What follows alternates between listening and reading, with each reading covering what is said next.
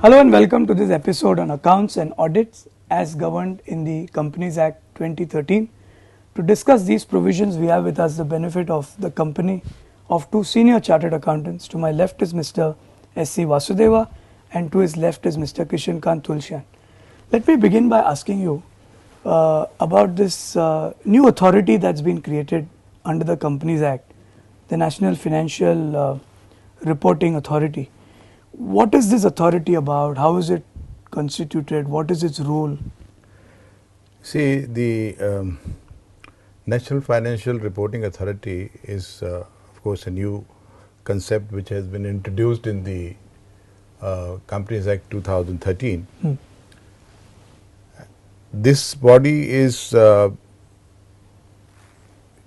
envisaged in the Act to make recommendations for the formulations and laying down of the accounting and auditing standards for its adoption by the class of companies and by auditors.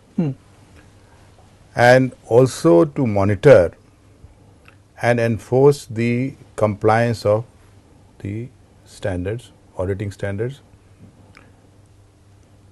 to oversee the quality of the performance of the auditors with regard to the compliance with the auditing standards and the accounting standards. And also then it has a very major power that it can also investigate either suo motu or on a reference made by the central government the professional or other misconduct by a member or the firm, as the case may be, committed by the chartered accountants who are registered with the Institute of Chartered Accountant under the Chartered Accountant Act 1949. Right. Once this power is taken up by the this authority, no other authority will initiate any action on this aspect. Right. So this is also a disciplinary authority. This disciplinary authority. And if a disciplinary action is initiated by the NFRA, disciplinary action by, say, the ICSI will merge into this. You can say, since this is the sole disciplinary authority. Yeah, this will become this. Once they start with this, right, the any other authority will not have any powers to initiate action. Right. On that aspect. Right. It has also been given the same powers as the powers of the civil court under Code of Civil Procedures 1908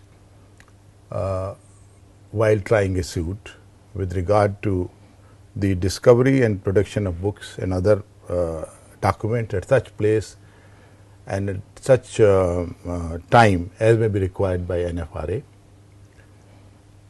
It also has the powers to enforce attendance right, of the witnesses. It also has the powers to issue commissions for the examination of witnesses and the documents. Right. The usual powers of the civil court given to regulators. Right. Their all powers have been given to them. And in case the chartered accountant is found, or you can say that the fault is proved against him, professional misconduct or other misconduct, then they have the powers to impose penalty to the extent of, if it is individual, to the extent of 1 lakh rupees and 5 times the amount of fee. If it is a firm, then it is 10 lakhs and which may extend to 10 times the amount of fee. Right. They also have the powers to debar the firm and the member from practicing as a chartered accountant for a period of not less than 6 months and not more than 10 years. Right. This is the sort of power. The constitution is that there will be a chairperson of the authority who would be a person of eminence, having an expertise in accountancy, auditing, finance or law, and it will have members, such members who are not exceeding 15, full-time or part-time, as may be appointed by the central government. Right. So would it be fair to say that disciplinary action in relation to auditors, chartered accountants who review corporate books, has just moved from peer level discipline to a statutory disciplinary action? It's not only the disciplinary aspect, right. Even the overseeing aspect of the compliance with the accounting and auditing standards right. has moved to them. Right. We have a body as peer review board in our institute, which is comprised of certain peers who are given training on this aspect. That aspect is also going to be covered by NFRA. Apart from that, NFRA would also have, supersedes the powers which are there with the Quality Review Board, which is part of the Act of the Institute of Chartered Accountants Act 1949, which was amended later on in 2005 or say. And this is also, the same provisions are contained in the other acts also, right. In the sense that the Institute of Company Secretaries as well as the Institute of Cost Accountants Act. Right. So I mean, as far as the chartered accountants are concerned, this power has been taken over by the NFRA. So how do we reconcile the rules of ICAI and NFRA? Who does what now? As far as the disciplinary power is concerned, once they have taken it up, the institute cannot take it up. The disciplinary powers are contained in the Act of the Institute Chartered Accountant Act 1949. So those powers still remain. Right. They will still continue with it. But supposing there is a conflict in the sense that this particular authority takes it up, right. then that will be abated. Right. So that is how you will have to reconcile the two. Right, right. Tulshan, would you like to supplement some of this? I would like to add, as far as proceedings against professionals are concerned, NFRA can only take it up on suo motu, on its own motion, or on a reference made by a central government. Right. So if as an individual or anybody else, etc., wants to proceed against a professional, initially he has to proceed before the institute. That is one thing. Second is, as far as proceedings against CAs are concerned, there is an appellate authority also. So in case a professional feels aggrieved with the orders of the NFRA, right. he can appeal before the appellate authority, which will have a chairperson plus 2 members. Right. And as far as constitution is concerned, NFRA will be based at Delhi, and it will have offices at such places.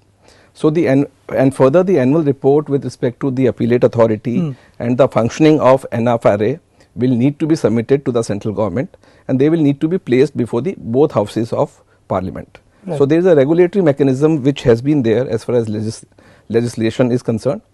So they will need to report to the central government what exactly has happened as far as they are concerned. Right. But in a sense it is true, the disciplinary proceedings, the peer review mechanism, one can say has moved from the institute to the NFRA. So accounting standards will be prescribed by the government, recommended by ICSI, in consultation with NFRA, but the disciplinary action and the peer review and any of the powers that NFRA has now been given, if exercised, that is the sole disciplining authority. So there could still be cases where the NFRA may not be interested in disciplining, but the ICAI may discipline those cases. It can be possible. That is possible. Even for that matter, the position with regard to the quality review board and the peer review board is still not clear. I mean, as far as those aspects are concerned, they still remain there. What would be the position? I think the time will. Right, and legislation and policy. As we proceed, as the act is put into application, right, things would become slightly clear. Sure. How they will be implemented, which part will be taken by which particular authority. Right. Is something which we'll have to. Sure. And one important thing which needs to be kept in mind is about the composition of the NFRA. Because as far as institute is concerned, whether it is chartered accountant, whether it is company secretary, whenever there is a peer review and wherever there is a disciplinary body, a person who is reviewing you or a person who is looking into the proceeding, etc., is also a fellow professional. Right. So he understands. The peer. That's what I meant by peer review. So in case the composition is of say somebody else, of say engineers, other things, etc., they may not be able to understand the intricacies, because accounts are based on opinion. It is my opinion against your opinion based on evaluation of certain circumstantial items. Therefore, care should be taken to ensure that the NFRA constituents are financially literate and accounting literate, if we may use that phrase. So can we go to a related issue? I just wanted to add, sorry I am interrupting you. With regard to the professional misconduct and other misconduct, I just wanted to add that this would be as per the definition which is contained in the Institute of Chartered Accountants. Right. The Chartered Accountants. Because that act defines what is the professional misconduct. It does not exactly define the other misconduct, but there are so many cases with regard thereto which go on to define what is other misconduct, and those aspects have been taken care of by stating in this section. Cross-reference. Right.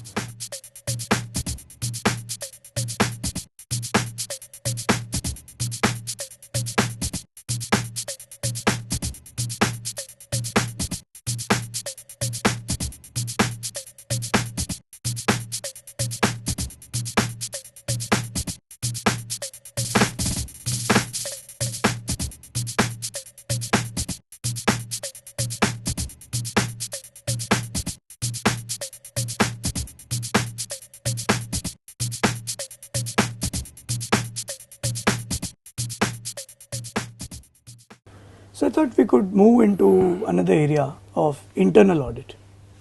The Act now deals with empowering the government to prescribe where internal audit should take place. So could you elaborate on what those provisions are and how it would work?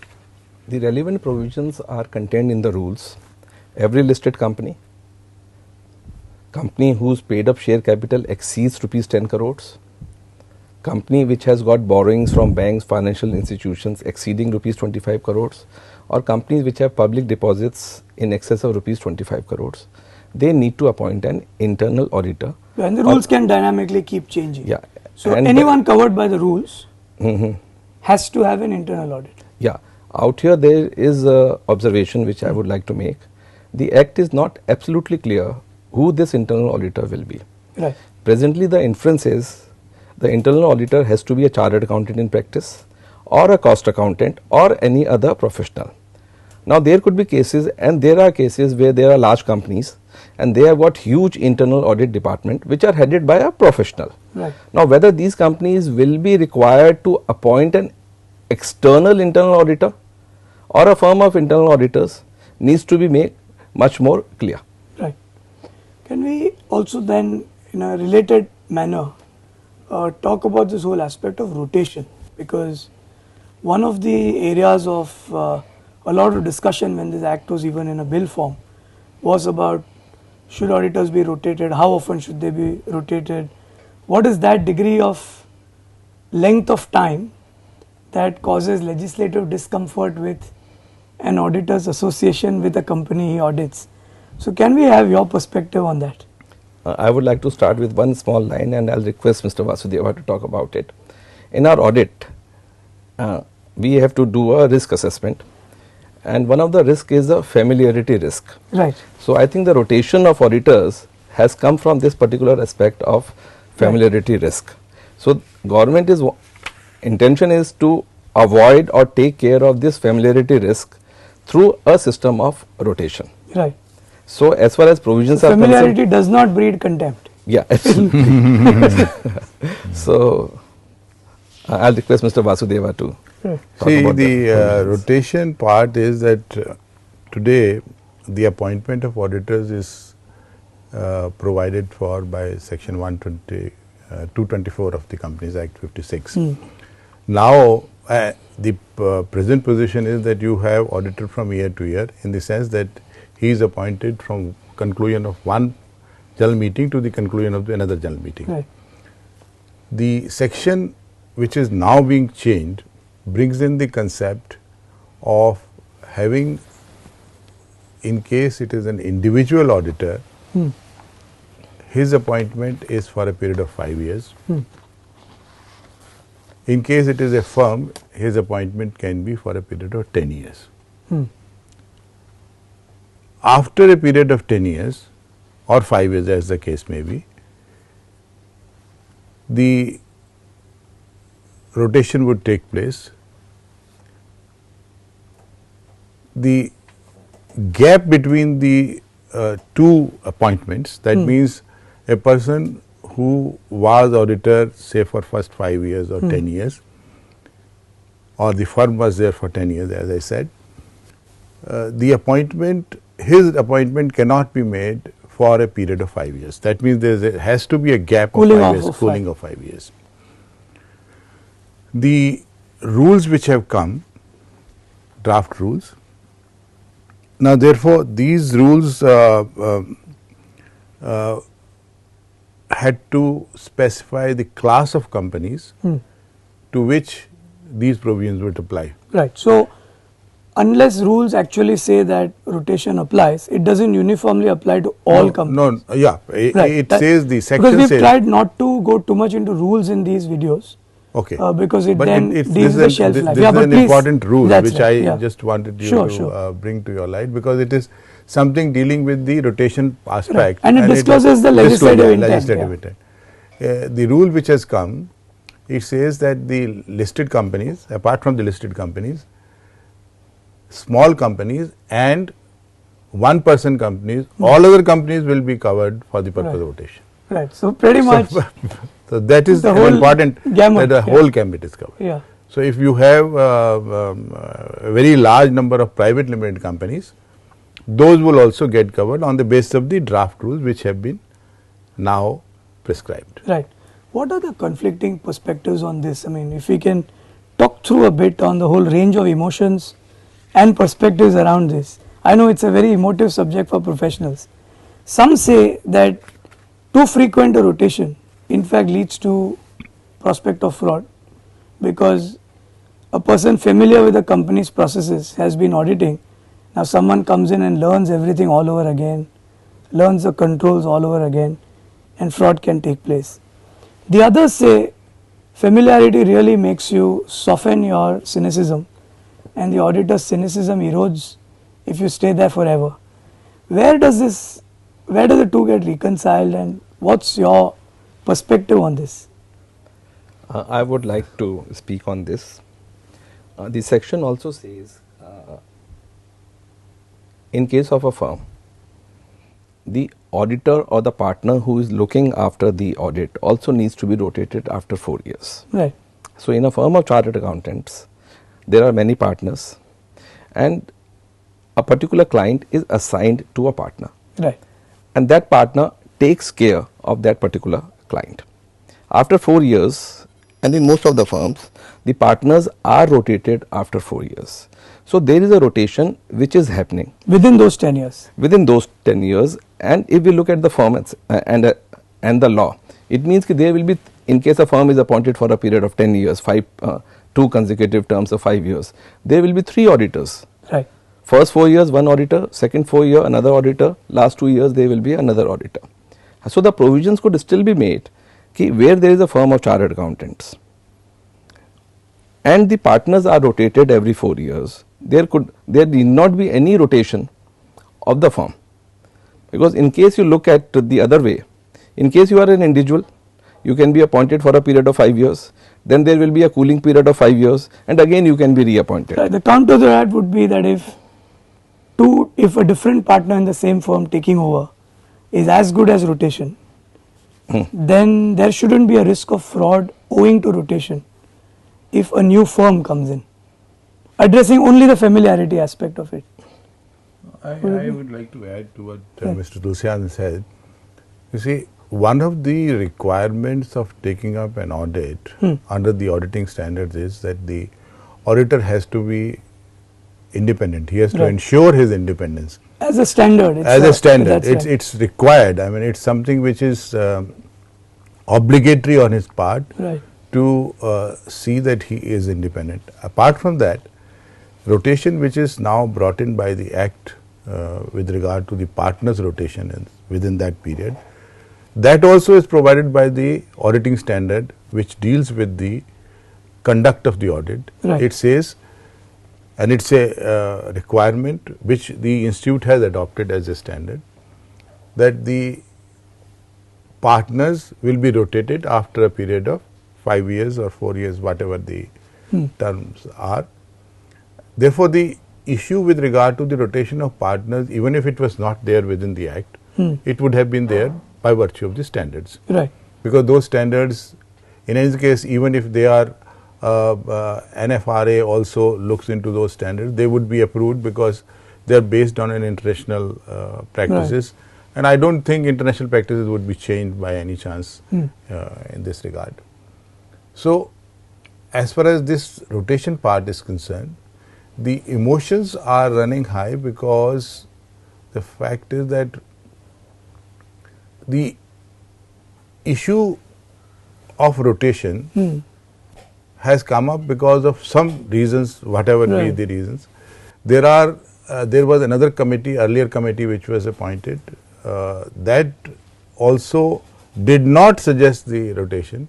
It only suggested the rotation of partners.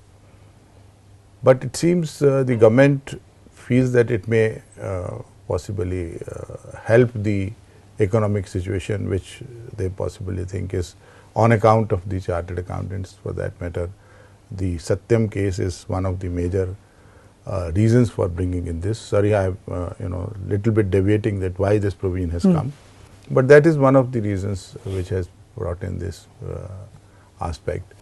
So the emotions are that there is going to be a large fallout of the auditors if the private companies are also covered, as I said. Just consider the number of companies. I don't exactly know the number, but as far as my memory goes, it's not less than 8 lakhs. And the operative companies being 5 lakhs in the, let's take that way, that 5 lakhs are operative companies. And how many practicing auditors? The practicing chartered accountant would not be more than 1 lakh. So how would you do it?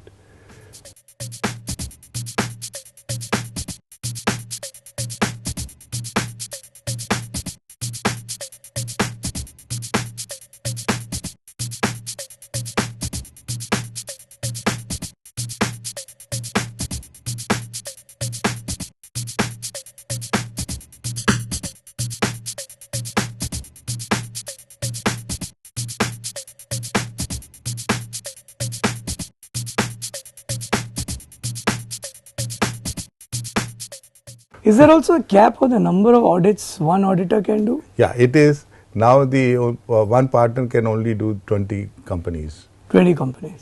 Yeah.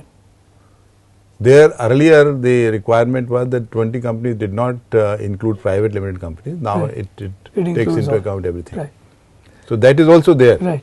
So coupled with that, so there is a churn. There is going to be things are going to change quite a bit. So I believe there will be huge professional opportunities for the professionals. I'm not looking at rotation as a threat. It is an opportunity. It is a professional opportunities for fellow brothers, but I think the step is slightly premature. Government, I hope, must have done its homework. It is not based on one or few isolated cases. Recently, around a year back, an amendment has been made in the listing agreement where the listed companies are required to file their annual accounts with SEBI. Now the report has to be filed either in Form A or Form B. In Form A, those companies will file their annual reports where the report is clean, or they are not qualified, or just contains an emphasis of matter which is not a modification to the report. And Form B has to be filed in those cases where the report is modified or qualified. Right. So I believe SEBI has established a mechanism where it is going to monitor how the audit reports are framed and do they contain any qualification or not. Right. Recently, I conducted a personal study on the qualification in the auditor's report, and I was also under the impression, frankly speaking, and I'll admit, that audit report are perhaps not being qualified.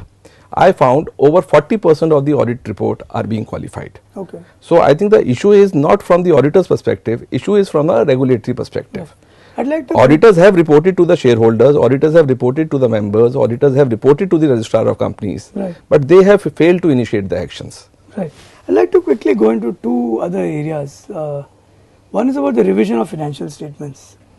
The Act now does recognize that if the board believes that accounts need to be revised, it could. I mean, I'd like you to give a professional, thorough review of what these provisions are and how that works.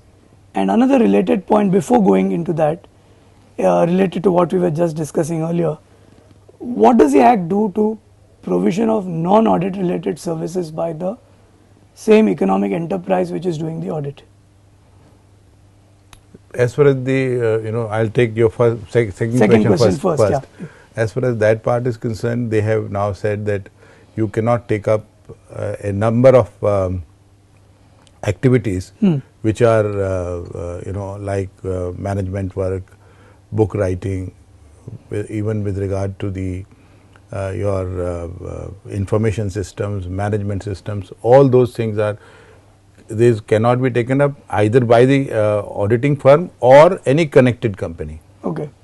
So therefore, the any affiliated sort of company or firm or whatever it is, those aspects are taken care of by a specific section in the Companies Act.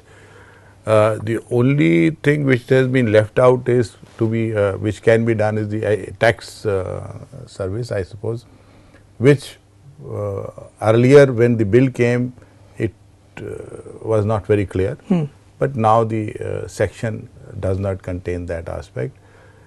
There are certain other provisions where the shareholding by the partner or by any relative of the partner is also prohibited to be acquired by if he is an auditor of a company. Right. So to that extent, we have prohibitions which have been provided. Right. Now if you can go into the revision of accounts. Now revision of account, there are two sections which are there. One section is that the revision can be ordered by the when the government puts in an application to a court, competent court or the tribunal, and it is of the opinion that the accounts have been either not been, there have been fraudulent aspects in the accounts, or the affairs have been mismanaged and the reliance cannot be placed on the accounts. They can apply to the court of competent jurisdiction or the tribunal.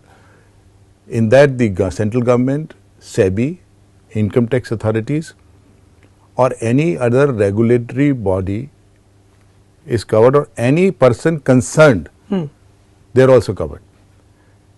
So they can apply, and when the order is so made, the accounts can be recast and the accounts can be reopened and financial statements can be recast in respect of a particular year.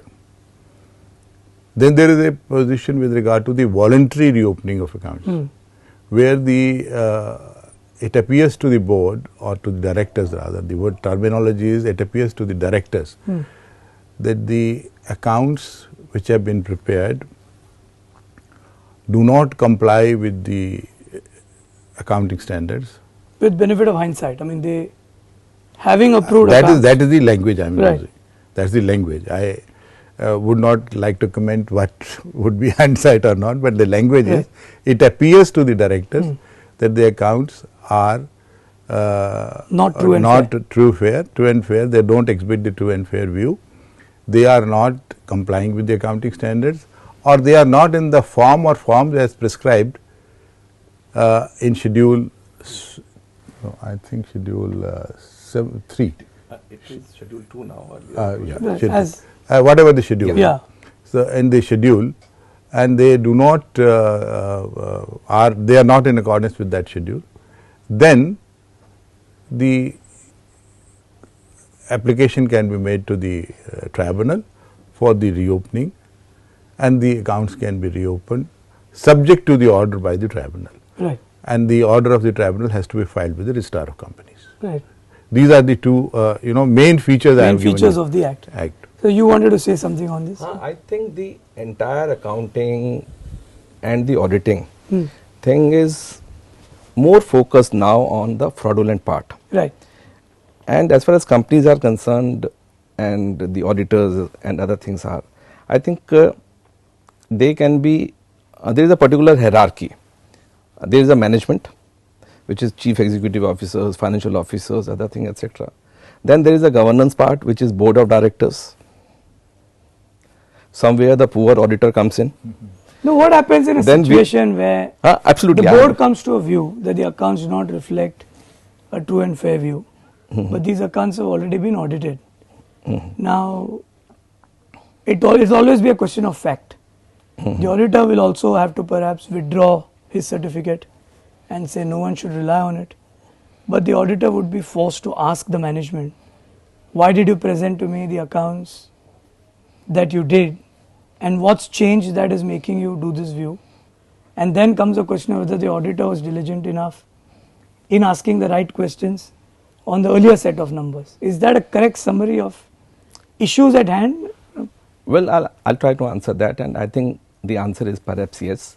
We have an auditing standard where we talk about subsequent events. When the accounts have been finalized, issued, circulated, in case the auditor comes across a fact or come across something in subsequent years where he feels the account needs to be recast, the auditing standard requires him to contact the management, and at times requires him to withdraw his auditor's report. And there are a particular procedure how he can withdraw the auditor's report and other things, etc. Right. So the auditing standards already prescribe a methodology where the auditor come across a fraud. Now another is where the auditor has not come across a fraud, the management has come across a fraud, Right. where it is a voluntary reopening of the accounts. In case the board of directors or the governing body comes to a conclusion that the auditor's report or the financial statements are not presented as per the requirements of the act, option before them is to approach the tribunal, Right. and the tribunal will issue notice to the income tax authorities and other regulators, and will then pass a order for the revision of accounts. It will have to hear all parties concerned, because the problematic area will be, for example, let's say a joint venture or a family company where two factions have a fight, and one faction says in the board that the accounts are actually not true and therefore need to be revised and therefore approach a tribunal. So there will be an adjudication of whether it is indeed true and fair, and then about whether the auditor indeed applied the correct audit standards effectively. Absolutely. Right? That's It can happen. That It can can happen. happen. Right. It can happen. Okay. Because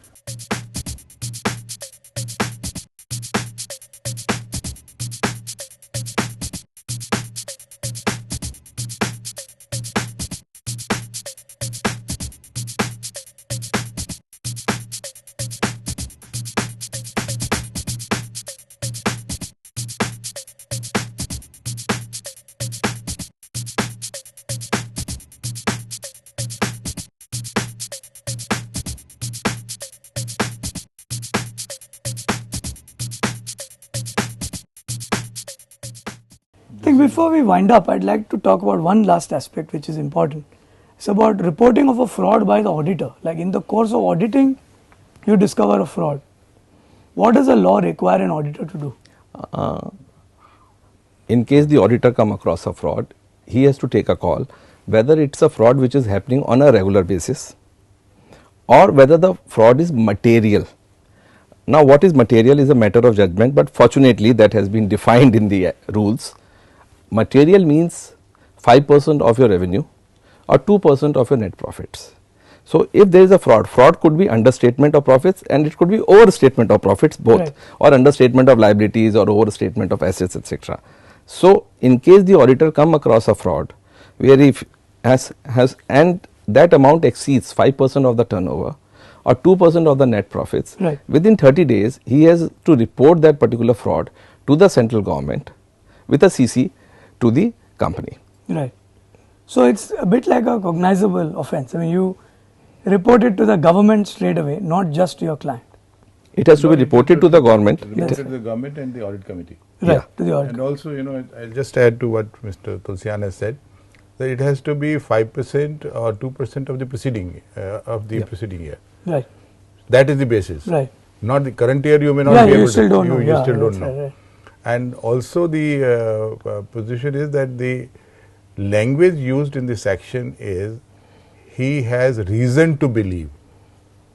Now this aspect again will have some legal That's right. It'll have to be interpreted at some interpreted, point. because What standard? section 147 of the Income Tax Act also uses A reasonable man's reason to no, believe. it also uses almost Right. a similar language. Right, So maybe those decided cases come Will to apply here. Will apply. right, But it's a very